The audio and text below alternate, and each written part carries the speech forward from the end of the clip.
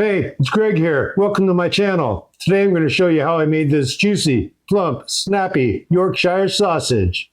Don't be fooled by the simplicity of the spices in this banger. This is a damn good sausage. Let's get into it and make this sausage. For my Yorkshire sausage, I'll be using some pork butt. This is partially frozen, maybe not quite cold enough to go right ahead and grind it. But what I got is pork butt, going for like 25 to 30% fat. Pork butt is usually a great piece for making sausage because it's usually about 25 to 30% fat. I'll stick this in the freezer for just a few minutes to make sure it's nice and cold for grinding. I'll be right back. Still pretty cold. Actually, maybe a little more than semi-frozen. Well, yeah, it's got a little squish, but definitely pretty firm. Plenty cold, low 30. Anything around 32, 30 to 32, be perfect. I'm using my 7mm die today. That's my medium one.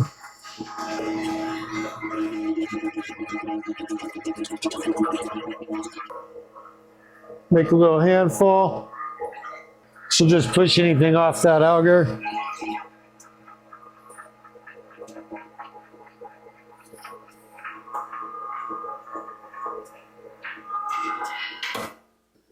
Nice to fine grind with the fat and the meat. Still really cold. Let me just go get my rusk and my spices. Clean this up real quick and I'll be right back. What I have here is 75 grams of rusk soaking in 150 grams of water. While my rusk is hydrating, I'll measure up some salt and spices, including some white pepper. Go in with some nutmeg. And just a little bit of mace, tiny bit of cayenne pepper, and some parsley. So there's my Yorkshire spice. Not a lot of spice, not a lot of rusk either. It's going to be interesting. Well, this meat is still about 30 degrees. That's just perfect for mixing. Always want the meat to be cold when making sausage, when grinding or mixing. I'm going to add my little bit of rusk that's soaked in water. Not much rusk in this one. And my spices. Actually, not very many spices in this one either. There's a few spices, but just very small amounts. Let's mix up the Yorkshire sausage. You know, even though there's not much rusk, it does have a bit more water. It's twice the amount of water to rusk, and I can feel that in this mix already, that it's just a little looser than some of the other bangers I've made. Some of the other bangers I've made that have an equal amount of rusk to water. Even though this doesn't have much rusk, it does have twice as much water as rusk, and I'm feeling that difference in here. It really doesn't take much to mix up such a tiny little batch. Some of the bangers I made recently, I made some Cumberland sausages and some Lincolnshire. And both those, they had different amounts of rusk, but they used the same amount of water as rusk. Whereas this one has twice as much water as rusk. And I can tell it's making it a much softer texture, a much looser mix. It's coming together real fast, as they will when they're loose. See, it's lifting up this bowl, even though it's a glass bowl. It's sticking to my hand really well. And you can see strands reaching out. See how it looks just a little fuzzy meat, fuzzy sticky meat. We're good to go. This is ready to stuff into casings.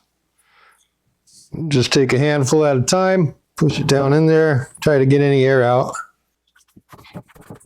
All right, that's what it looks like when it's ready to go. Oh, I forgot to turn my camera on. But as you can see, we've got it stuffed. Came out a little fast because it's a looser batter. Check out this little hack. Got this balloon filled with water.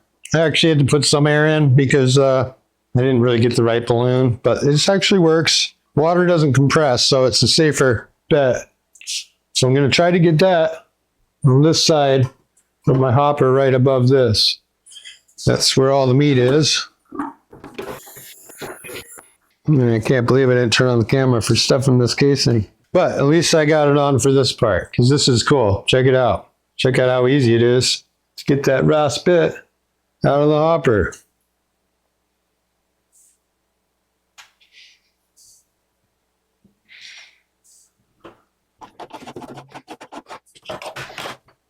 Now, if you don't have one of these tools, you could use the back of a wooden spoon. Works pretty good too. But you just push out the dust out of this horn best you can. Sometimes I even got to use my finger to just shove it down in there, but pretty hard to do this with the sheep casings, but pretty much get all the meat in there.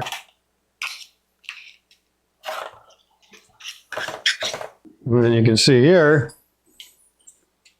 there's still a little left around the edges. I think if I had the right balloon that I could fill all the way with water, it would clean that out even better, but got most of it, just a little bit around the edges.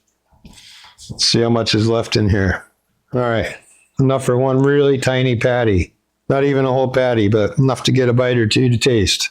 And since this doesn't have any curing salts, I can cook this up right now. This, I'll just wash off and repack it in salt.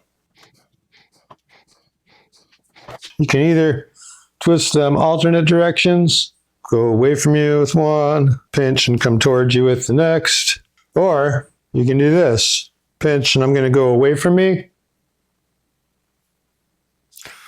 I'm going to come up and pinch, then I'm going to skip to the next one and pinch, and I'm going to go away from me.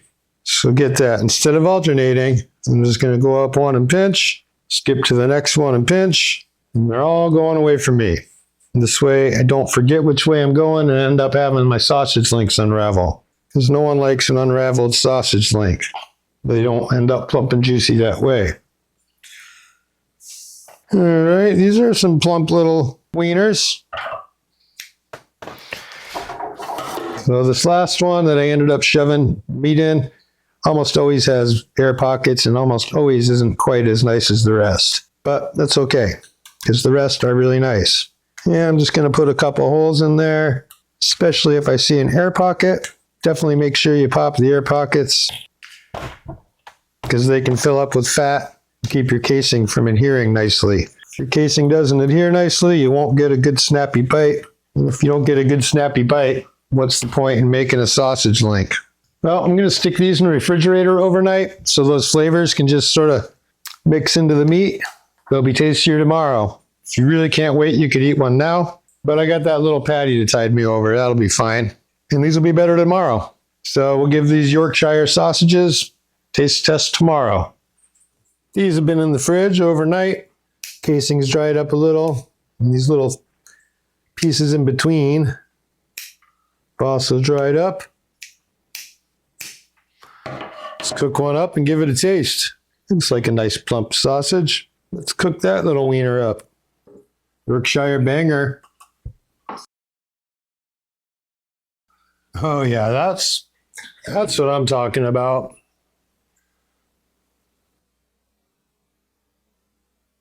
Oh yeah, that's what happens from using twice as much water as rusk. See that in this camera.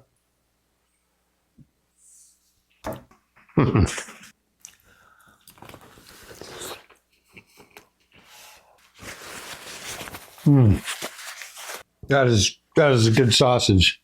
See the texture there? Casing is really well bound. Plenty of juice in there. That rusk really holds in the water and the fat. This is my favorite texture of the bangers I've done. I thought I would like the Lincolnshire better than this, but this is actually a better texture. And that snap, it's got a great snap.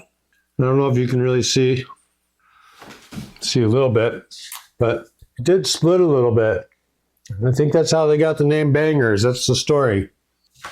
It's like a boudin. When you cook a boudin sausage, you cook the Cajun boudin, often they split, but the boudin doesn't have the snap that this has. This, even though that casing split a little, it's still got a really good snap to it.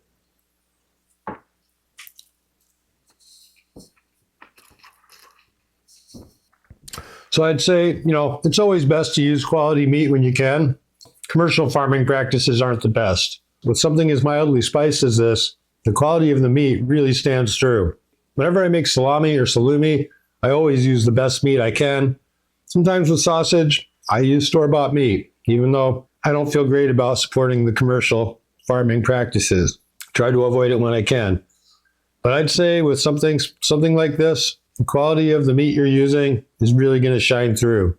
It's worth it to go to your butcher and get some heritage breed, get something good. Don't just go to the grocery store. I'll say, being how mildly spiced it was, I didn't think this would be up there in my top list. But so far, this is really close behind the Cumberland. Cumberland sausage, I'd say, is my favorite of this British Banger series so far. And this is a very close second to that. Just the texture of it. Look, even a lot of times when they sit around for a sec, they stop being as juicy once they cool down a little. But look, that's still got plenty of juice coming out of that. Damn good sausage. Definitely recommend using the rusk. A little experiment I did with rusk and breadcrumbs. The rusk just gives a much better texture. That's a damn good sausage. I give it a thumbs up. If you like my video, give it a thumbs up. If you're still watching this video at this point, you should definitely subscribe to my channel. You're probably missing some of my content that you'd really like. Put some love into the food you make. Peace.